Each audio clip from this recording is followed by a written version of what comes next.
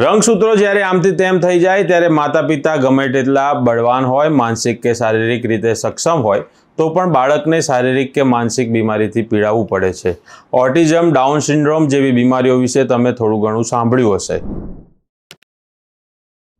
નમસ્કાર, આપ જોઈ રહ્યા છો સોમાન. હું છું આપની સાથે સાગર પટેલ. હાલમાં જ આવેલી એક ફિલ્મ સિતારે જમીન પર, સ્પેનિશ ફિલ્મ ચેમ્પિયન્સની આ રીમેક છે. ભારતમાં આવા વિષયો પર ફિલ્મ બને તેવી અપેક્ષા તમે આમિર ખાન પાસેથી રાખી શકો.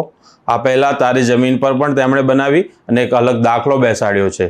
ફિલ્મમાં ડાઉન સિન્ડ્રોમ અને ઓટિઝમથી પીડિત બાળકો પાસે અદ્ભુત એક્ટિંગ કરાવવામાં આવી છે.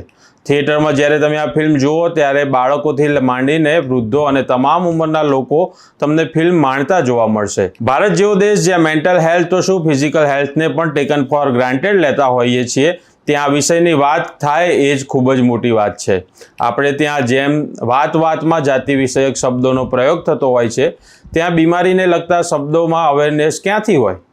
ફિલ્મમાં આમિર ખાન બાસ્કેટબોલના કોચ બતાવાયા છે અને દારૂ પીને ખરાબ રીતે ગાડી ચલાવતા હોય તે બાબતે તેમને સામાજિક કાર્ય કરવા માટે કોર્ટ આદેશ કરે છે, જેમાં બાળકોને બાસ્કેટબોલ ટુર્નામેન્ટની તૈયારી આમિર ખાન કરાવે છે.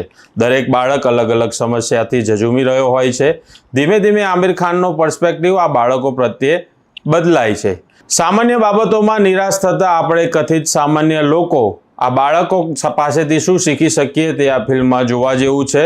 આ બાળકો નાની નાની મૂવમેન્ટને કેવી રીતે એન્જોય કરે છે તે આપણે સમજવું ખૂબ જરૂરી છે.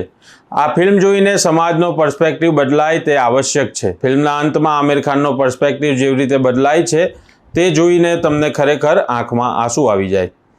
કીર્તિદાનના ડાયરામાં મજા માણતા કમાને આપણે અવારનવાર જોયો છે અને તેની અલગ અલગ પ્રકારની મીમ તથા અલગ અલગ વિડીયો ક્લિપ્સ આપણે આપણી ટાઈમલાઈન અને ઇન્સ્ટાગ્રામ હોય કે ફેસબુક હોય એમાં જોઈ હશે.